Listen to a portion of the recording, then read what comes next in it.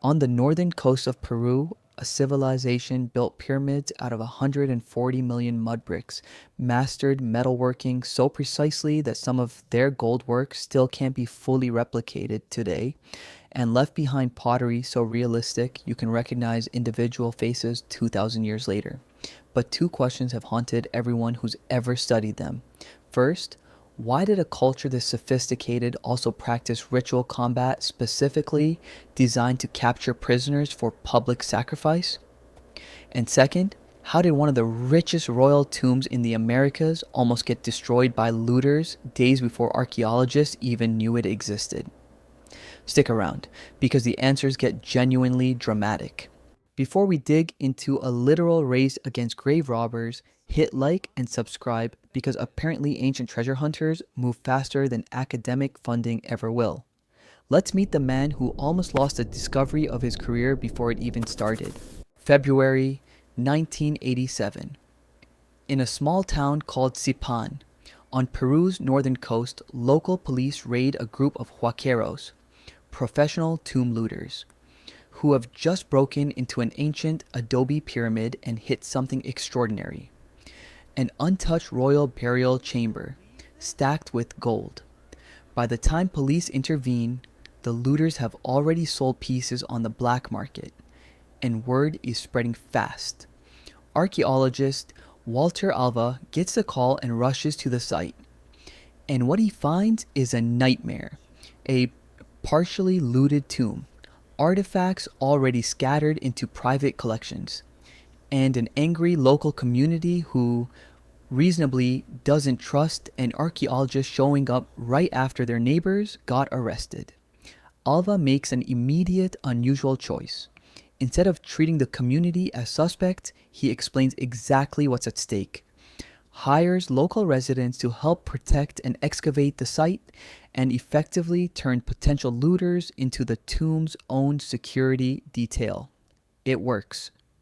Over the following months, Alva's team carefully excavates what the looters never got to, a completely intact secondary tomb, belonging to a Moche ruler who becomes known as the Lord of Sipán. Layer by layer, they uncover an almost unbelievable burial.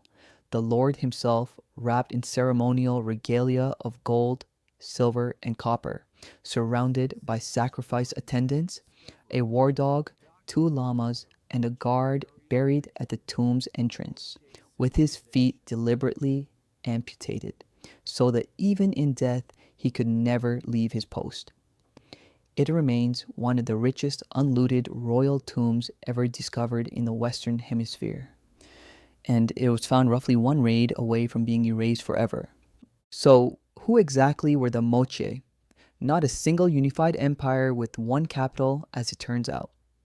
More like a shared culture of independent city-states along the coast, connected by religion, art style, and engineering, without one central government running the whole show. What they did share was an obsession with precision.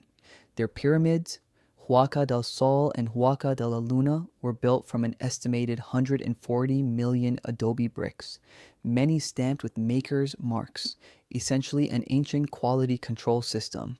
Their metalworkers produced gilded copper so refined that some pieces have fooled modern analysis into initially reading as solid gold.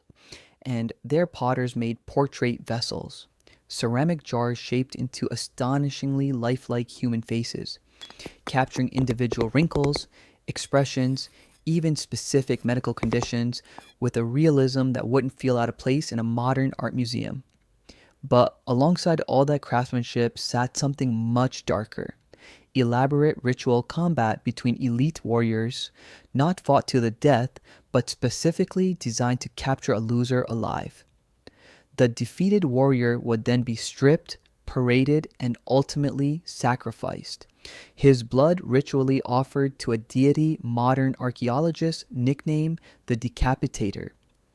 Depicted on Moche art, holding a knife in one hand and a severed head in the other. Skeletal remains at Huaca de la Luna, showing clear evidence of ritual killing, confirm this wasn't just artistic symbolism, it was policy. So, what actually took down a civilization organized enough to run precision brickyards and elaborate state religion at the same time? Once again on this channel, not war. Sediment cores from the region point to a catastrophic sequence of extreme weather, roughly in the 6th century AD. A massive El Niño event bringing decades worth of rain in a matter of weeks. Devastating floods tearing through fields and canal systems the Moche depended on for irrigation.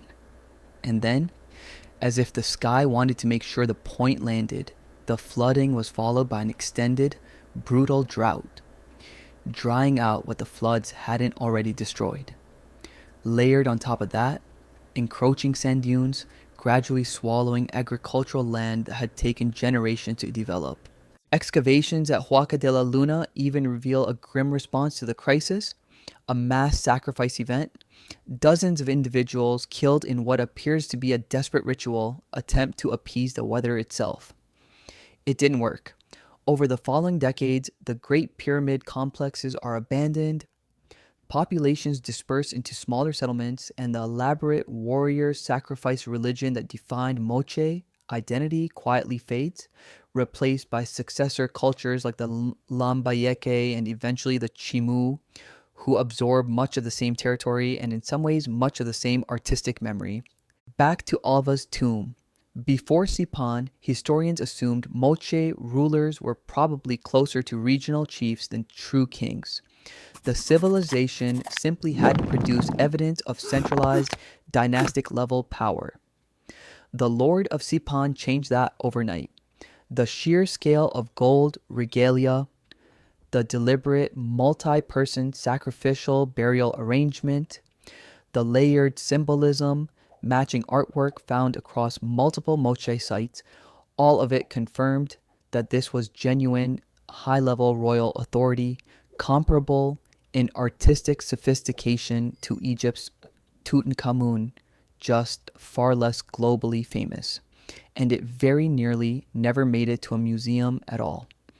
If police had arrived even a few days later, if Alva hadn't managed to win over a justifiably angry local community, the Lord of Sipán's tomb would likely have been fully stripped and scattered across the black market.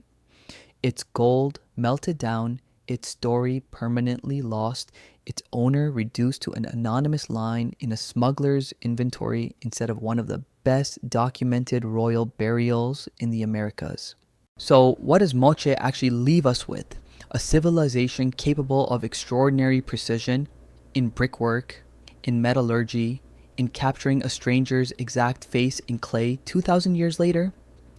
That also built its entire religious identity around ritual violence and ultimately lost everything, not to an enemy army, but to weather patterns nobody could control.